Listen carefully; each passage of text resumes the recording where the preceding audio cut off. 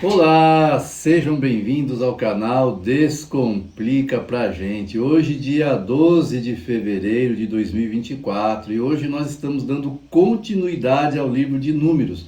Hoje nós lemos, a nossa leitura de hoje foi Números capítulos 4, 5 e 6. E neste vídeo nós vamos comentar um pouco sobre o que nós aprendemos com a leitura de hoje, tá bom? Mas eu quero convidar você a fazer parte conosco também deste projeto, ler toda a Bíblia durante o ano de 2024. Este é o projeto que nós estamos nele e quero convidar, venha fazer parte conosco também, ainda dá tempo. Basta você se inscrever neste canal, basta você curtir este vídeo e basta você compartilhar este vídeo com outras pessoas também. Porque neste canal nós colocamos todos os dias a leitura que você vai fazer. Logo de manhã eu posto um vídeo aqui com a leitura do dia e mais à noite eu coloco outro vídeo também comentando a leitura que fizemos durante o dia. É só você acompanhar esses vídeos e também você fazer a sua leitura. Geralmente nós lemos de 2 a 3 capítulos por dia. Rapidinho, eu acho que meia hora ou menos ainda do seu tempo você vai ocupar a cada dia fazendo essas leituras, mas o mais importante é o conhecimento que você vai adquirir com essas leituras. Eu tenho certeza que vai ser muito bom para você, assim como está sendo para mim também. Eu já volto para nós comentarmos a leitura de hoje.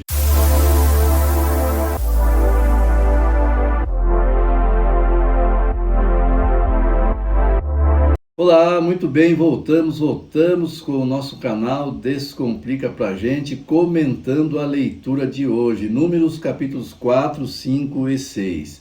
No capítulo 4, nós aprendemos sobre os deveres dos coatitas, dos gersonitas e dos meraritas. Muito bem, a tribo de Levi, elas tinham algumas famílias ali, e algumas dessas famílias eram a família de Gerson, a família de Coate e a família de Merari. Então Deus escolheu essas três famílias para que eles ficassem responsáveis por algumas coisas do tabernáculo, ok? E então a família de Gerson ficaram conhecidas ali, as pessoas que eram descendentes de Gerson, e Gerson era da tribo de Levi, e foram chamados de gersonitas. Os que eram descendentes de Merari, os meraritas. E os que eram descendentes de Coate, os coatitas. Mas lembrando, todos eram levitas. E para cada família, para cada descendente dessas pessoas, Deus incumbiu eles com um afazer, com uma responsabilidade, com um dever. Por exemplo, os deveres dos coatitas. Os coatitas, eles eram os responsáveis pela arca. Os coatitas ficaram responsáveis pelos utensílios do tabernáculo, que eram a arca, que eram os dois altares, tanto os altares de incenso como o altar de holocausto, que ficava lá fora no átrio do tabernáculo. Eles eram responsáveis pelo candelabro que havia dentro do lugar santo, a arca ficava no lugar santíssimo. Eles eram responsáveis também pelos utensílios que tinham ali, os utensílios que o altar de holocausto possuía, como a grelha, o garfo, pratos, canecas. Então, tudo isso era de responsabilidade dos coatitas. Só eles poderiam tocar, eles poderiam carregar, pegar, montar, desmontar. Então, eram com eles essa responsabilidade. Então, resumindo, os coatitas, eles ficaram mais responsáveis pelos utensílios do tabernáculo. A família de Gerson, os gersonitas, no caso, descendentes de Gerson, gersonitas, eles ficaram responsáveis pela armação do tabernáculo. Porque a tenda, a armação, eles tinham a lona, que era feita de pele de carneiros. Então, tinha também a cobertura, os cortinados, tinha a cortina do pátio. Então os gersonitas eram responsáveis por colocá-las, tirá-las, guardá-las, carregá-las. E lembrando que era volumoso aquilo lá, porque o tabernáculo tinha uma dimensão um pouco grande. Então era bem volumoso, precisava de várias pessoas para carregar aquilo. E lembrando que aqui eles estavam na península do Sinai, eles ainda estavam a caminho de Canaã, eles não haviam chegado lá ainda. Então eles tinham que montar, desmontar, carregar, montar, desmontar, e assim iam, né? Todas as vezes que Deus pedia para que eles fizessem, eles tinham que fazer. E os gersonitas eram responsáveis, então, por essa parte. Aí nós temos a família de Merari, os Meraritas.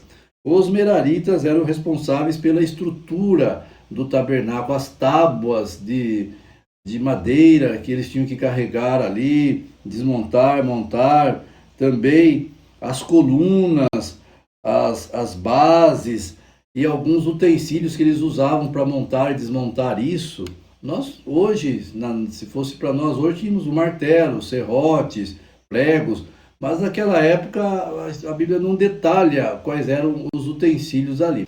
As travessas também eram de responsabilidade deles e também os serviços que eram devidos a eles, né? Que era montagem e desmontagem, então tudo era de responsabilidade de Merari, dos Meraritas. Então veja que Deus incumbia cada pessoa, era dividido ali, Israel foi dividido em 12 tribos, e as tribos, Levi ficou responsável por todo o cuidado do tabernáculo, e dentro da tribo de Levi foi dividido por família, e essas 3 famílias, os de Gerson, de Merari e de Coate, ficaram responsáveis então pela manutenção, pela montagem e desmontagem do tabernáculo. E no capítulo 5, nós lemos sobre a lei dos leprosos. Os leprosos, então, para que não virasse uma pandemia no meio do povo, porque eles haviam se multiplicado bastante. Eles saíram do Egito com um menor número, mas agora eles estavam com uma quantidade muito enorme de pessoas. E então, se eles deixassem os leprosos no meio deles, poderiam contaminar a outro, e outro contaminava a outro, e assim sucessivamente. E geraria ali, então, uma doença, a doença se alastraria, digamos assim, com mais facilidade. Então, para prevenir isso daí, os leprosos, eles eram tirados de dentro do meio do povo de Israel. Infelizmente, a medicina ainda não tinha cura para essa doença, né? Claro que hoje tem cura, mas estamos falando aí de 1.500 anos atrás. Eles eram retirados do meio do povo para não contaminar outras pessoas, para que outras pessoas, crianças, idosos, homens, mulheres, não se contaminassem também. E no capítulo 6, nós lemos sobre a lei do nazireado. A lei do nazireado era aquela pessoa que se consagrava a Deus. Então, quando se consagrava a Deus, tinha algumas orientações que ele haveria de fazer. Uma delas era não cortar o cabelo, também não podia beber bebida alcoólica e nada do que pudesse gerar álcool. Até mesmo a uva, que da uva era feito vinho, eles também deveriam se abster. Mas lembrando que a questão do álcool, nesse contexto, as pessoas não faziam a bebida alcoólica para se embriagar. Então, quando eles faziam o suco da uva, eles não conseguiam armazenar este suco como nós conseguimos hoje. Temos uma geladeira, você tem uma geladeira na sua casa aí, você compra o suco, coloca na geladeira, protege do calor, e ali o suco ele conserva por alguns dias, você toma ele, está fresquinho e tal. Mas naquela época eles não tinham um vasilhame bom para conservar o suco, como nós temos hoje, as garrafas de vidro, né? Eles não tinham isso daí. Não tinham onde armazenar, uma geladeira. Então eles armazenavam geralmente em peles de cordeiro que era costurada e era feito tipo uma bolsa. E ali então dentro daquela bolsa ela se expandia, eles enchiam de suco da uva, e ela se expandia, ali eles guardavam. E ficava ali talvez alguns dias, eles iam consumindo, e ali aquilo sofria um processo de fermentação, porque tinha o calor, o armazenamento era muito rudimentar. Então veja, com o processo de fermentação gerava o álcool. E aí então, depois de alguns dias, aquele suco, que era um suco antes, né, quando foi feito, agora já ficou com teor alcoólico. Então, nesse contexto aí, Deus sempre orientava para as pessoas não beberem muito, Mas não que eles faziam aquilo para ficar alcoólico. Eles faziam porque eles gostavam de tomar o suco da uva, mas pela questão do armazenamento, que era muito rudimentar, o suco ele fermentava, como já explicamos aqui. Só que o nazireu não podia então tomar isso daí, não podia beber nada de bebida alcoólica. Veja, se fosse saudável, se não houvesse problema tomar bebida alcoólica, Deus não ia privar uma pessoa que fez o voto de nazireu de tomar a bebida alcoólica. Agora, por que Deus privou? Porque Deus fala, olha, já que você fez esse voto de nazireu, você está se consagrando, então você não vai beber bebida alcoólica, nada. Porque Deus sabe que o uso do álcool vai entorpecer a mente dele, o raciocínio dele, vai destruir neurônios, vai ter problema de saúde. Então Deus privava.